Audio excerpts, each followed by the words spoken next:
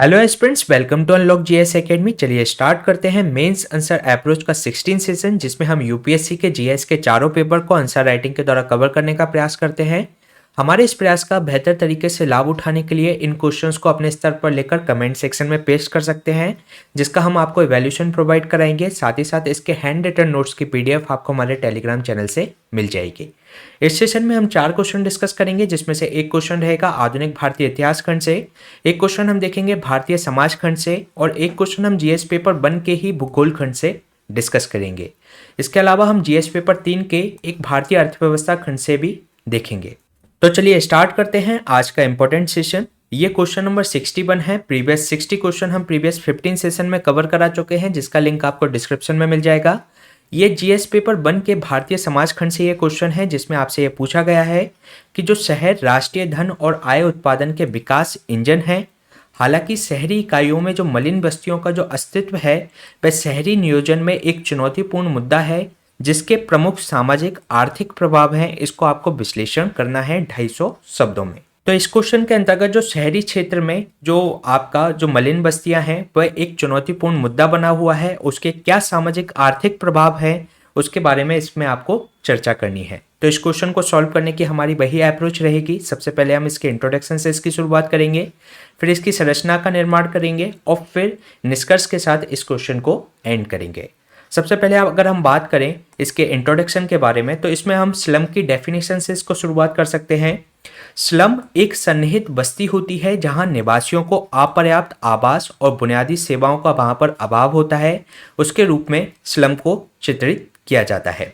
अगर हम बात करें भारत की जनगणना 2011 के अनुसार, तो उसने जो डेफिनेशन दी थी भारत की जनगणना 2011 में कि जो स्लम बस्तियों को आवासीय क्षेत्रों के रूप में वर्णित किया है, जहां आवास जीर्ण शीर्ण होते हैं, भीड़भाड़ होती है, सड़कों की दोषपूर्ण व्यवस्था होती है, प्रकाश, स्वच्छता और इस तरीके के किसी भी संयोजन का वहाँ पर कमी होती है, तो वह जो कि मानव विकास के लिए जो अनुपयुक्त होता है वह क्षेत्र, तो उसको स्लम के रूप में डिफाइन किया जाता है। इसके बाद हम देख लेते हैं भारत में मलिन बस्तियों की स्थिति के बारे में। तो 2011 की जनगणना के अनुसार जो वैधानिक कस्बे हैं, उन वैधानिक कस्बों में से 63% वैधानिक कस्बों में जो झुग्गियों की स्थिति देखी गई, स्लम एरिया देखे गए। इसके अलावा जो सबसे अधिक जो झुग्गियां थी वह महाराष्ट्र राज्य में है। साथ ही साथ जो 2001 की जनगणना और 2011 की जनगणना के बीच में हम कंपेयर करें, तो इनकी जो झुग्गियों में रहने वाले लोगों की संख्या में वृद्धि हुई, जो कि 52 मिलियन से 65.5 मिलियन हो गई। तो ये हमने बात की भारत में मलिन बस्तियों की स्थिति के बारे में। अब इस मलिन बस्तियों की संख्या में वृद्धि के क्या कारक हैं उसके बारे में अगर हम देखें, तो लगातार जनसंख्या वृद्धि तीव्र हो रही है। जनसंख्या विस्फोट होने के कारण मलिन बस्तियों की संख्या में वृद्धि हो रही है। इसके अलावा विकास में क्षेत्रीय असंतुलन देखने को मिलता है, जिससे कि ग्रामीण क्षेत्र से शहरी क्षेत्र की ओर प्रवासन होता है और शहरी जनसंख्या का घनत्व लगातार बढ़ता जाता है। अगर हम बात करें पिछले 15 वर्षों में, तो शहरी घनत्व में 45% इंक्रीमेंट आया है, और जिससे और ऐसा अनुमान लगाया जा रहा है कि 2026 तक जो हमारी आबादी रहेगी उसका 40% आबादी शहरी क्षेत्रों में होगी। इसके अलावा दूसरा कारक खराब शहरी प्रशासन है।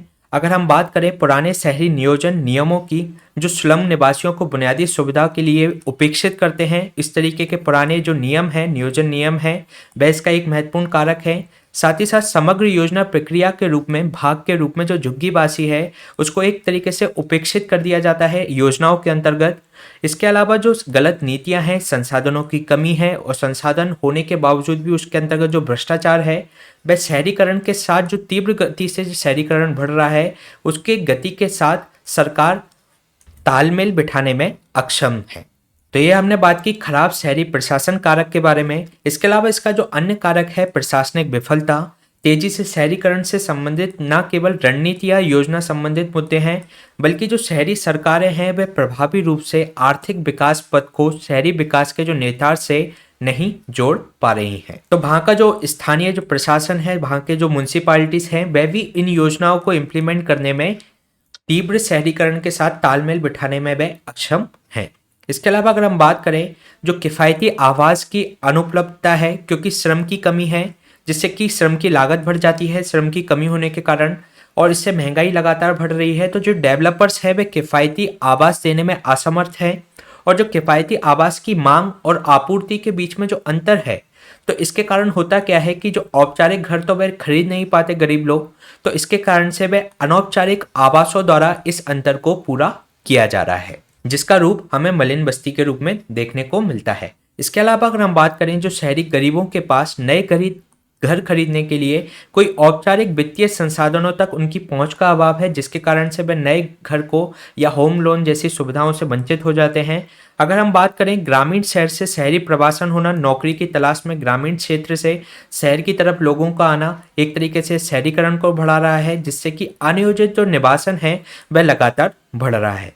इसके अलावा जो सामाजिक परिस्थिति है वह भी एक कारण है, क्योंकि सब सामाजिक पिछड़ेपन के कारण जो मुख्य रूप से ये भीड़ भाड़ वाले इलाकों से दूर रहते हैं। अगर हम बात करें अनुसूचित जाति के लोगों की, तो वह भीड़ भाड़ वाले इलाकों से दूर रहना पसंद करते हैं।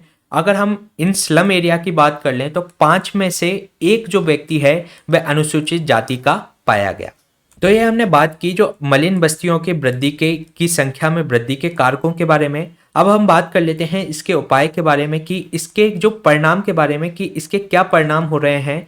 सबसे पहले इसका सबसे महत्वपूर्ण परिणाम देखने को मिलता है गरीबी के दुष्चक्र के रूप में। अगर हम कुछ अपवादों को छोड़ दें तो गरीबों को स्लम की एक केंद्रीय विशेषता के रूप में माना जाता है। गरीबी, क्योंकि स्लम का मतलब हम जोड़ लेते हैं कि वह गरीबी उसकी केंद्रीय विशेषता है, लेकिन ये अगर हम देखा जाए तो स्लम के कारण भी गरीबी को वह एक तरीके से दुष्चक्र के रूप में देखने को मिलता है, क्योंकि व्यक्ति अगर गरीब होगा तो वह स्लम में रहेगा और स्लम में उसको जो ह्यूमन डेवलपमेंट के जो अवसर हैं वो उसको प्राप्त नहीं हो पाएंगे, तो उसकी अगली पीढ़ी भी एक तरीके से गरीब होगी। तो इस तरीके के दुष्चक्र के अंतर्गत वह फंस जाता है, क्योंकि उन जो क्षेत्र में स्लम वाले क्षेत्रों में सामाजिक बुनियादी ढांचे का अभाव होता है, जिससे उसको मानव पूंजी के विकास के लिए जो अवसर मिलने चाहिए वह उसको पूरी तरीके से नहीं मिल पाते, और जिससे वह लगातार गरीबी के दुष्चक्र में फंसा रह जाता है। इसके अलावा अगर हम बात करें, सामाजिक समस्याएं भी देखने को मिलती हैं। बाकी हिस्सों से वह अलग थलग रहते हैं, जिसके कारण से वहाँ नशीली दवाओं का जो एक तरीके से उनका गलत उपयोग किया जाता है, शराब, अपराध, बर्बरता और जो अन्य विकृत जो व्यवहार हैं वह यहाँ पर देखने को मिलते हैं। इन बस्तियों में रहने वाले जो महिलाओं और बच्चों को वेश्यावृत्ति और भिक्षावृत्ति और साथ ही साथ आपके बाल तस्करी जैसी सामाजिक बुराइयों के खतरों का ज़्यादा इन पर खतरा रहता है। साथ ही इनसे संबंधित स्वास्थ्य संबंधी चिंताएं भी देखने को मिलती है, क्योंकि यहाँ पर स्वच्छ जल और स्वच्छता जैसी बुनियादी सुविधाओं का अभाव होता है, जिसके कारण से यहाँ पर बीमारी फैलती है। जो जल जनित रोग हैं, जो श्वसन संबंधित जो रोग हैं, उनका खतरा यहाँ पर लगातार होता है। और ये भी देखा गया है कि जो स्लम एरियाज होते हैं उसके आसपास एक लैंडफिल जैसे साइट्स देखने को मिलती है, जिससे में कूड़ों का बड़ा बड़ा ढेर लगा होता है, तो जिसके कारण से भी इनको स्वास्थ्य संबंधी चिंताएं देखने को मिलती हैं। इसके अलावा जो स्लम एरिया होता है वहाँ जनसंख्या घनत्व काफ़ी उच्च होता है और वहाँ पर शौचालयों की कमी होती है, जिससे कि खुले में वे शौचालय के लिए बाध्य होते हैं। और जो घरों की निकटता होने के कारण जो एक बीमारी, अगर कोई संक्रमित बीमारी है तो उस बीमारी का फैलाव का भी खतरा यहाँ पर सबसे ज़्यादा होता है।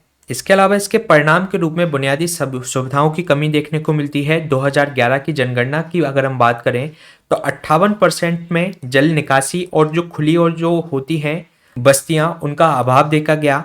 26% जो स्लम्स थे वहां पर एक स्वच्छ पेयजल का अभाव देखा गया। साथ ही साथ 43% जो समुदाय है उसको बाहर से पानी लाने के लिए बाध्य होना पड़ रहा था।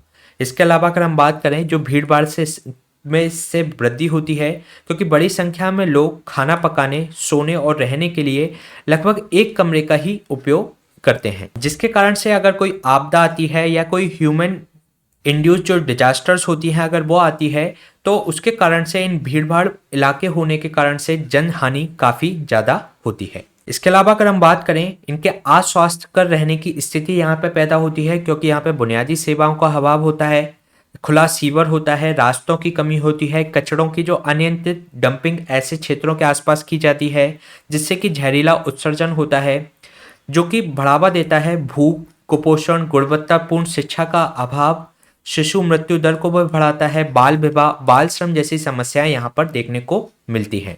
इसके अलावा यहाँ पर अपराध की उच्च घटनाएं देखने को मिलती हैं। इसका कारण ये नहीं कि ये लोग आपराधिक प्रवृत्ति के होते हैं, बल्कि इसका कारण ये है कि उनमें शिक्षा का अभाव होता है। साथ ही साथ जो कानून व्यवस्था है, लॉ एंड ऑर्डर है, उनका उनकी संबंधित जो जागरूकता है उसका अभाव होता है। और जो सरकारी सेवाओं के प्रति जो आधिकारिक उपेक्षा वहाँ देखने को मिलती है, तो वह वहाँ पर अपराध की उच्च घटनाओं के लिए जिम्मेदार है। तो यह हमने बात की जो मलिन बस्तियों के परिणाम के बारे में। अगर हम देखें तो सरकार के द्वारा कई प्रयास किए गए हैं मलिन बस्तियों के डेवलपमेंट के लिए, जिसमें जिसमें सरकारों की तरफ से ये प्रयास किए गए कि इनके जो कच्चे हाउस हैं उनको एक पक्के हाउस में कन्वर्ट किया जाए।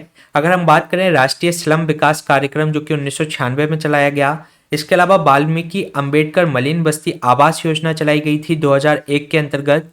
इसके अलावा एक हमारा जवाहरलाल नेहरू राष्ट्रीय शहरी नवीकरण मिशन है, उसके अंतर्गत एक शहरी गरीबों के लिए बुनियादी सेवाओं संबंधित एक योजना चल रही है, जिससे इनमें जो बेसिक अमेनिटीज़ हैं वह इन लोगों को प्रोवाइड कराई जाती हैं।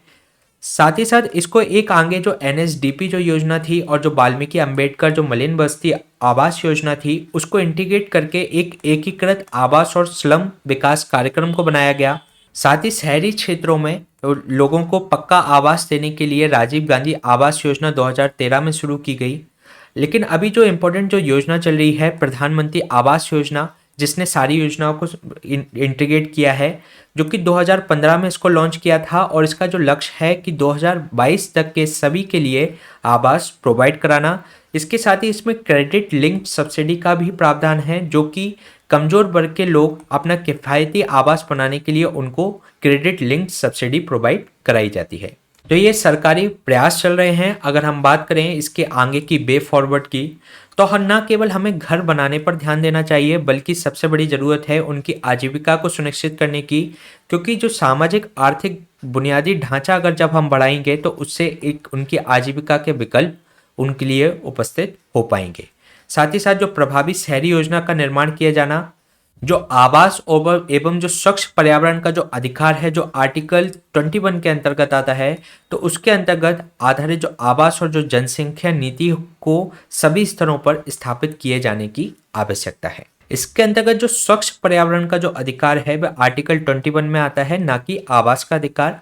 इसके अलावा अगर हम बात करें जो संभावित भविष्य की समस्याओं के लिए उपाय सुझाने के लिए, उसको आय सृजन, परिवहन और जो लाभार्थियों के सशक्तिकरण के पर ध्यान देने की आवश्यकता है। तो ये क्वेश्चन हमने डिस्कस किया जीएस पेपर 1 के भारतीय समाज खंड से। चलिए चलते हैं नेक्स्ट क्वेश्चन पे।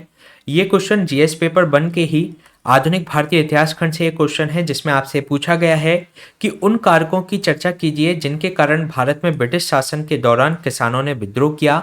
भारत में किसान आंदोलन के विभिन्न चरणों का भी उल्लेख कीजिए। तो इसके अंतर्गत आपको जो किसान विद्रोह के कारणों के बारे में बताना है, साथ ही साथ जो किसान आंदोलन के जो चरण रहे हैं उसके बारे में आपको इसमें चर्चा करनी है। तो सबसे पहले इसके इंट्रोडक्शन में हम बात कर सकते हैं कि भारत में ब्रिटिश शासन के दौरान कृषि संरचना के अंतर्गत जो तीव्र परिवर्तन किए गए, उसका प्रत्यक्ष परिणाम के रूप में भारतीय अर्थव्यवस्था में किसान सबसे अधिक शोषित वर्ग के रूप में स्थापित हुए, जिसके कारण से किसान आंदोलन ब्रिटिश शासन के खिलाफ भारतीय संघर्ष को एक महत्वपूर्ण चरण के रूप में देखा जाता है। इसके अलावा अगर हम इसके बात करें किसान आंदोलन के पीछे के कारणों की, तो जो प्रतिगामी जो कराधान नीतियां लगाई गई थी, जैसे कि स्थायी बंदोबस्त, रैयतवाड़ी जो प्रणाली थी, उसने काफ़ी प्रभावित किया किसानों को, उनको एक शोषित वर्ग के रूप में स्थापित किया। इसके अलावा जो पारंपरिक जो हस्तशिल्प की जो बर्बादी के कारण भूमि पर दबाव बढ़ा, क्योंकि जो पारंपरिक जो आपके जो राजा महाराजा होते थे वह पारंपरिक हस्तशिल्प के संरक्षक हुआ करते थे, और ये राजाओं के ब्रिटिश शासन के संरक्षण में आ जाने के बाद ये इनका जो पारंपरिक हस्तशिल्प का जो संरक्षण था वह भी समाप्त हो गया, जिससे जो इसमें लगे हुए जो लोग थे वह आपके कृषि की तरफ गए, और जिससे जो बोझिल जो कृषि थी पहले वह और ज़्यादा बोझ के तले दब गई, जिससे भूमि पर दबाव बढ़ा। इसके अलावा जो वन अधिकार और जो वन अधिकारों से संबंधित जो पारंपरिक सामाजिक ताने बाने थे, उसमें भी ब्रिटिश के द्वारा हस्तक्षेप किया गया। इस पॉइंट को आप आदिवासी विद्रोह के कारणों में भी लिख सकते हैं। इसके अलावा अगर हम बात करें भू राजस्व वसूली के विकृत उपाय के रूप में भी देखा गया, जो जमींदारों और साहूकारों द्वारा उन पर उच्च लगान लगाया गया, मनमाने ढंग से उनकी बेदखली की गई, अवैतनिक श्रम उनसे कराया गया, जो कि एक महत्वपूर्ण कारण था। साथ ही साथ जो जमींदारों और साहूकारों द्वारा पहले से ही बोझ से दबे किसानों का और ज़्यादा शोषण किया गया। इसके अलावा अगर हम बात करें तो अंग्रेजों की कठोर प्रणाली, जिसमें नील की फसल की जबरन खेती करवाना, एक सनसेट क्लॉज होना, ऋण का भुगतान न करने पर उनके मवेशियों और फसलों की जब्ती करना, यह अंग्रेजों की कठोर प्रणाली भी एक महत्वपूर्ण कारण थी किसान आंदोलन का। इसके अलावा जो ब्रिटिश के द्वारा भूमि की हस्तांतरणता को उन्होंने इंट्रोड्यूस किया, जिससे कि उनके जो पारंपरिक जो भूमि पर जो उनकी उपभोग थे वह इसके अंतर्गत प्रभावित हुए, जिससे उन्होंने किसान विद्रोह करने के लिए प्रेरित हुए। इसके अलावा जो भूमि व काम के अचानक नुकसान के कारण निश्चित कारणों के बारे में उनका एक जागरूकता का अभाव था, जिसके कारण से वे सामूहिक विद्रोह करने के लिए प्रेरित हुए। तो ये हमने बात की किसान आंदोलन के महत्वपूर्ण कारकों के बारे में। अगर हम बात करें किसान आंदोलन के चरण के बारे में, तो इसमें 4 चरणों में इसको बांटा जाता है। 1857 से पहले, 1857 के बाद और 1920 के दशक के दौरान, जिसको गांधीवादी युग के समय कहा जाता है, और द्वितीय विश्व युद्ध के बाद किसानों के आंदोलन के चरण को इसमें डिफाइन किया जाता है। अगर हम बात करें 1857 से पहले के किसान चरण की, तो किसानों ने खुद को संगठित और उन्होंने अपना नेता चुना।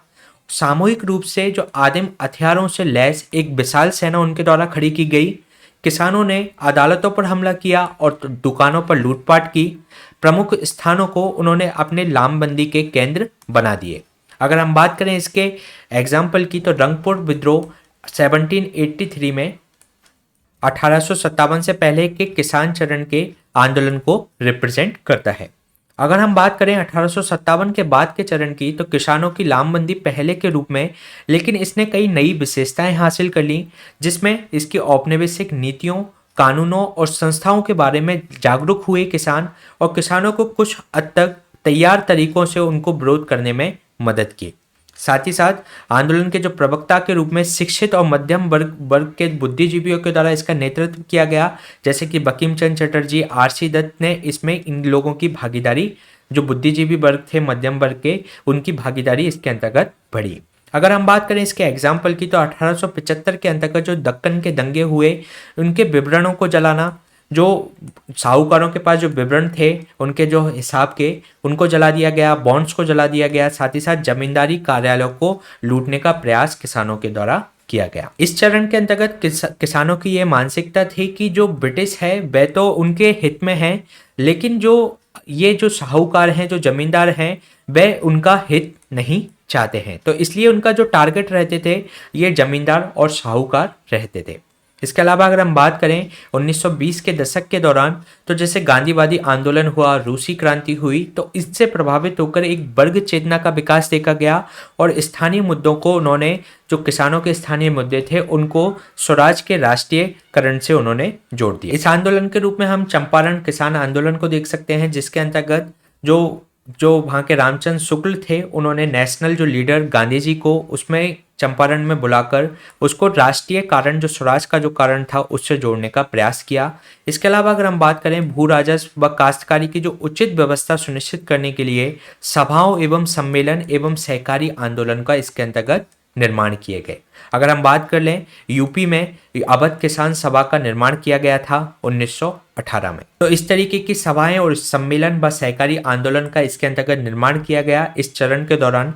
अगर हम बात करें द्वितीय विश्व युद्ध के बाद के चरण के बारे में, तो इस चरण में तेजी से हिंसक विद्रोह में लगातार वृद्धि हुई। हिंसक विद्रोह के रूप में हम देख सकते हैं तेलंगाना विद्रोह को, जो कि लगातार 5 साल तक चला, 1946 से 1951 तक। इसके अलावा तेभागा आंदोलन को भी देखा गया, जहां किसानों ने बंगाल किसान सभा के समर्थन से जन संघर्ष के उपयोग करके विद्रोह को जारी रखा। तो ये हमने बात की किसान आंदोलन के विभिन्न चरणों के बारे में। अगर हम इसके निष्कर्ष की बात करें, तो कृषि जो आज़ादी के बाद जो कृषि सुधारों के लिए माहौल तैयार करने में इन किसान आंदोलन ने एक महत्वपूर्ण भूमिका इसके अंतर्गत निभाई। तो ये क्वेश्चन हमने डिस्कस किया जीएस पेपर 1 के मॉडर्न इंडिया खंड से। चलिए चलते हैं नेक्स्ट क्वेश्चन पे। ये नेक्स्ट क्वेश्चन जीएस पेपर 1 के भूगोल खंड से है, जिसमें आपसे पूछा गया है कि भूमि एवं जल संसाधनों का प्रभावी प्रबंधन मानव विपत्तियों को प्रबल रूप से कम कर देगा। इसको आपको स्पष्ट करना है 200 शब्दों में। तो इस क्वेश्चन के अंतर्गत आपको भूमि एवं जल संसाधनों के प्रभावी प्रबंधन के बारे में बताना है, जो कि मानव विपत्तियों को प्रबल रूप से कम कर देगा।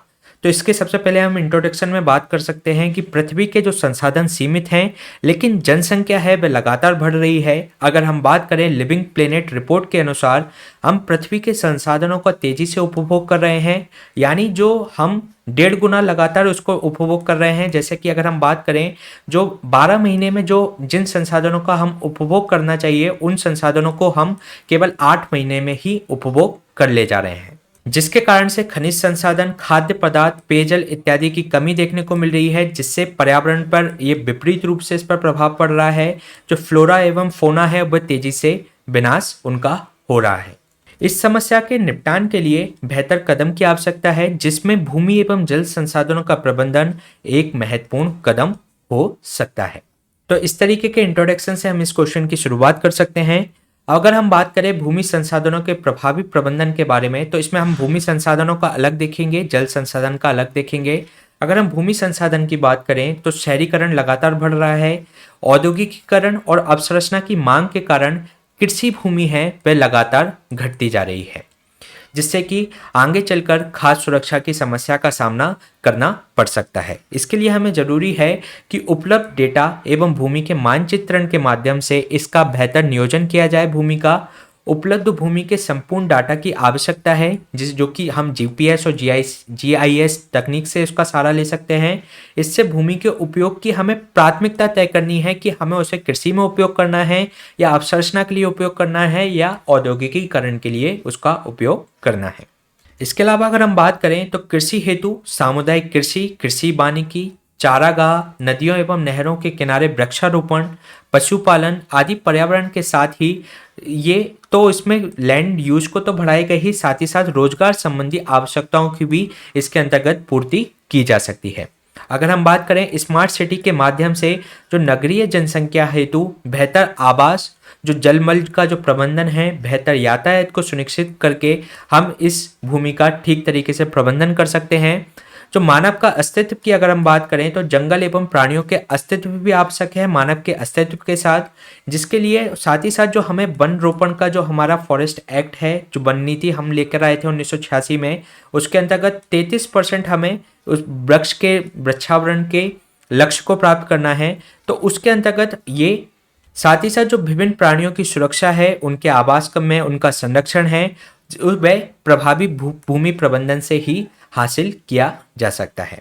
तो ये हमने बात की भूमि संसाधन के प्रभावी प्रबंधन के लिए कि ये कैसे मानव की जो विपत्तियां हैं उनको दूर कर सकते हैं। इसके अलावा अगर हम बात करें जल संसाधनों के प्रभावी प्रबंधन के बारे में, तो अगर हम बात करें तो केवल 2.5% ही पूरे अर्थ पर पानी है जिसका हम यूज कर सकते हैं, बाकी जो पानी है उसका हम यूज नहीं कर सकते। अगर हम बात करें कृषि, जिसमें ड्रिप सिंचाई, उद्योग एवं मानव हेतु जल की उचित मात्रा के आवंटन के द्वारा हम इसके दुरुपयोग को रोक सकते हैं। साथ ही साथ कृषि में हम उचित तकनीक को अपनाकर क्षेत्र एवं जल की उपलब्धता के अनुकूल वहां की फसल उगाकर, साथ ही कृषि में जल के प्रभावी प्रबंधन को सुनिश्चित कर हम जल संसाधन का प्रभावी प्रबंधन कर सकते हैं। साथ ही जो शहरों में जो वाटर लाइन्स हैं उसके अंतर्गत उचित उसकी मीटरिंग की जाए, वर्षा जल संग्रहण है उसको लगाया जाए, अपशिष्ट जल के पुनर्चक्रण की व्यवस्था की जाए जिससे जल का पुनरुपयोग सुनिश्चित हो सके, उससे भी बेहतर तरीके से प्रभावी प्रबंधन किया जा सकता है इसका। साथ ही साथ अगर हम बात करें स्वच्छ जल, जो कि बीमारियों को कम करेगा, और बीमारी कम होने के कारण जो आउट ऑफ पॉकेट एक्सपेंडिचर जो गरीबों का हो जाता है वह उनका नहीं होगा, जिससे कि गरीबी निवारण में भी एक महत्वपूर्ण भूमिका निभाएगा ये। साथ ही साथ ग्रामीण क्षेत्रों में अगर हम बात करें तो महिलाओं द्वारा जल का प्रबंधन करने के लिए उन्हें जो अपना कार्य करना पड़ता है और वह कार्य गैर उत्पादक समय उनका होता है, तो उसके कारण से वह उनका समय बचेगा, जिससे कि उनकी तो स्थिति बढ़ेगी ही, साथ ही साथ परिवार की स्थिति में भी सुधार होगा। तटीय क्षेत्र में अगर हम बात करें तो वो समुद्री जल को स्वच्छ करने की विधि जल की उपलब्धता को बढ़ा सकती है। साथ ही साथ जो नदी जोड़ो परियोजना है, नदी जो जल संधियां हैं उसका प्रभावी रूप से प्रबंधन करके हम जल प्रबंधन को इस तरीके से मैनेज कर सकते हैं, जिससे कि जहां पर जो नदियां हैं किन क्षेत्रों में जो बाढ़ का कारण बनती है और कहीं पर नदियां ना होने के कारण भी सूखे का कारण बनता है, तो इन क्षेत्रों को नदी जोड़ो परियोजना से एक दूसरे से जोड़कर इन दोनों की समस्याओं को समाधान किया जा सकता है। साथ ही साथ कृषि सिंचाई और पेयजल आदि समस्या का भी इसके अंतर्गत प्रभावी समाधान किया जा सकता है। सतत उपयोगिता के लिए हमें जल प्रबंधन कार्यक्रम को लगातार प्रोत्साहित करना चाहिए। तो इसके अंतर्गत हमने ये बताने का प्रयास किया कि जो भूमि संसाधन और जो जल संसाधन का प्रभावी प्रबंधन करके जो मानव की जो विपत्तियां हैं वह उसको दूर किया जा सकता है। तो ये क्वेश्चन हमने डिस्कस किया जीएस पेपर 1 के भूगोल खंड से। चलिए चलते हैं नेक्स्ट क्वेश्चन पे। नेक्स्ट क्वेश्चन ये हमारा जीएस पेपर 3 के भारतीय अर्थव्यवस्था खंड से है, जिसमें आपसे ये कहा गया है कि जिस समय हम भारत के जनसांख्यिकी लाभांश यानी कि डेमोग्राफिक डिविडेंड को सान से प्रदर्शित करते हैं, उस समय हम रोजगार योग्यता की जो पतनशील दरों को नजरअंदाज कर देते हैं। क्या हम ऐसा करने में कोई चूक कर रहे हैं? भारत को जिन जॉबों को बेसब्री से दरकार है वह जॉब कहाँ से आएगा, यह आपको स्पष्ट करना है। तो इस क्वेश्चन के अंतर्गत सबसे पहले तो हमें चर्चा करनी है डेमोग्राफिक डिविडेंड के बारे में। साथ ही साथ जो रोजगार की लगातार जो दर है वो लगातार कम होती जा रही है, तो उस ये कंसर्न है डेमोग्राफिक डिविडेंड के लिए, ये इसके अंतर्गत हमें ये दर्शाना है। तो सबसे पहले इंट्रोडक्शन में इसकी हम बता सकते हैं कि भारत सेकंड सबसे अधिक जनसंख्या वाला देश है और जहाँ की अधिकांश आबादी युवा है। अधिकांश आबादी युवा का मतलब यह होता है, जनसांख्यिकी लाभांश का यह मतलब होता है कि जो कार्यशील जनसंख्या है 15 से 64 वर्ष की, साथ ही साथ जो आश्रितता अनुपात है वह कम है। तो इसके परिणाम स्वरूप उत्पादन में वह बड़ी मात्रा में सृजन किया जा सकता है और इससे जो वहाँ की जो जनसंख्या है वह अर्थव्यवस्था में कंट्रीब्यूट ज़्यादा कर सकती है। तो ये इस स्थिति को जनसांख्यिकी लाभांश कहा जाता है। इसके अलावा अगर हम बात करें जो जनसांख्यिकी लाभांश के निहितार्थ क्या होते हैं, यदि युवा आबादी ज़्यादा होती है तो उनके अंदर कार्य करने की क्षमता और सीखने की लगन और कार्य करने की कुशलता काफ़ी ज़्यादा होती है। लेकिन इसका लाभ हम तभी उठा सकते हैं जब युवा जो जनसंख्या है वह कुशल हो, वह स्किल्ड हो, अगर ऐसा वातावरण हो कि जिसमें वह अपना विकास कर सके। लेकिन इस स्थिति को अगर हम देखें तो भारत में ये जो परिदृश्य है वह विपरीत दिखाई पड़ता है। और हम बात कर लेते हैं कि भारत की स्थिति में ये विपरीत परिदृश्य होने के कारण क्या है। अगर हम बात करें तो भारत में प्रारंभिक शिक्षा से उच्च शिक्षा का जो स्तर है वह काफ़ी कम है। विद्यालयों में रोजगार परक जो शिक्षा के स्थान पर अभी भी ट्रेडिशनल शिक्षा का प्रचलन है, परंपरागत शिक्षा का प्रचलन है। साथ ही साथ जो शिक्षा क्षेत्र में अत्यधिक असमानता होने से भी कुछ ही वर्ग जो कि आपके उच्च वर्ग में आते हैं वही लोग ये लाभदायी शिक्षा उपलब्ध कर पाते हैं। इसके अलावा समाज में जो व्याप्त आर्थिक एवं जो सामाजिक विभेद है वह भी इसको और ज़्यादा बढ़ा देता है, शिक्षा के बीच के अंतर को। जो श्रमिकों के प्रशिक्षण की बात करें, उनको रोजगार के अवसर उपलब्ध कराने की बात करें तो इस तरीके के जो बुनियादी ढांचे हैं वह सभी के लिए अभी सुलभ नहीं है। भारतीय शिक्षा नीति की अगर हम बात करें तो वह फोकस करती है केवल उच्च कौशल पर ज़्यादा ध्यान देती है, जबकि जो निम्न कौशल वाले जो शिक्षा के जो माध्यम हैं उन पर वह ध्यान नहीं देती, जिसके कारण से जो रोजगार के जो समुचित अवसरों का सृजन नहीं हो पाता। इसके अलावा जो कुशलता का उपयोग कर पाने के लिए इंडिया के अंतर्गत उचित वातावरण का अभाव है, जिससे डेमोग्राफिक डिविडेंड से हम वंचित रह सकते हैं। साथ ही साथ जो नक्सलवाद, क्षेत्रवाद और अलगाववाद से युवाओं की जो रचनात्मक प्रवृत्ति है, रचनात्मक उनकी जो ऊर्जा है वह भी कम हो जाती है। अगर हम बात करें यूएनडीपी के जो इंडेक्स निकालते हैं, ह्यूमन डेवलपमेंट इंडेक्स, तो उसमें भारत का स्थान 189 कंट्रीज में से 130 स्थान पर भारत की स्थिति है। तो ये दर्शाती है कि भारत में ह्यूमन डेवलपमेंट की क्या स्थिति है। इसके अलावा अगर हम बात करें इसके उपाय के बारे में तो औद्योगिक एवं विनिर्माण क्षेत्र में तीव्रता लाकर, जिसके लिए अर्थव्यवस्था में निवेश बढ़ाकर हम इस तरीके के जो हमारा डेमोग्राफिक डिविडेंड है उसको यूज किया जा सकता है। इसके अलावा खाद्य प्रसंस्करण एवं पर्यटन क्षेत्र में वृद्धि की आवश्यकता है, क्योंकि ये एक ग्रोइंग सेक्टर है, इसमें रोजगार की अपार संभावनाएं अभी विद्यमान है। साथ ही साथ जो लघु एवं कुटीर उद्योग के साथ साथ परंपरागत हस्तशिल्प उद्योगों को भी बढ़ावा देना होगा। जो युवा हैं उनको स्वरोजगार हेतु प्रेरित करने की जरूरत है। शिक्षा व्यवस्था को जो समय अनुकूल और गुणवत्ता युक्त बनाना होगा और राष्ट्रीय युवा नीति कार्यक्रम है उसका क्रियान्वयन सुनिश्चित किया जाना चाहिए। और जो हमारी शिक्षा व्यवस्था है उसको रोजगार परक बनाने का प्रयास इसके अंतर्गत किया जाना चाहिए। अगर हम बात करें जो भारत की जो अभी डेमोग्राफिक डिविडेंड की जो स्थिति है वह केवल 2040 तक रहेगी, तो इसके ये हमारे लिए एक अवसर है जिसमें हम अपनी आबादी को, जो युवा आबादी है, उसको कुशल कर उस जो डेमोग्राफिक डिविडेंड के लाभ को हम प्राप्त कर सकें। तो ये क्वेश्चन हमने डिस्कस किया जीएस पेपर 3 के भारतीय अर्थव्यवस्था खंड से। सो एस्पिरेंट्स, इसमें आपको ये क्वेश्चंस आप अपने स्तर पर लिखने का प्रयास करें, जिसको आप कमेंट सेक्शन में पेस्ट कर सकते हैं, जिसका हम आपको इवैल्यूएशन प्रोवाइड कराएंगे। साथ ही साथ इसके जो हैंड रिटन नोट्स की जो पीडीएफ है आपको हमारे इस टेलीग्राम चैनल से मिल जाएगी, जिसकी लिंक आपको डिस्क्रिप्शन में मिल जाएगी। इसके अलावा इसी तरीके के सेशन हम आपके बीच में लाते रहेंगे। Please stay tune and subscribe the unlock GS academy. Thank you.